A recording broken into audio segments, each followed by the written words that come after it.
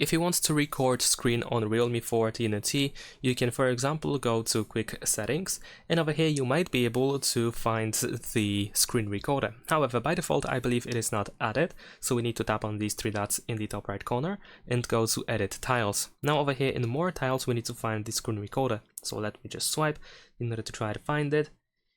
And there we go. Over here I have the screen recording, so I'm gonna tap here in order to add it to the list. Now let's go back.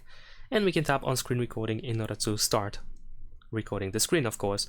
We can toggle the system sound and the microphone sound, and after that we can press start recording. Over here we have, of course, the information that we are running the recorder. If you want to stop it, then we can tap on it in order to, for example, well, just stop over here. We can also toggle sounds. We can also find the notification about the screen recorder, and that's pretty much it.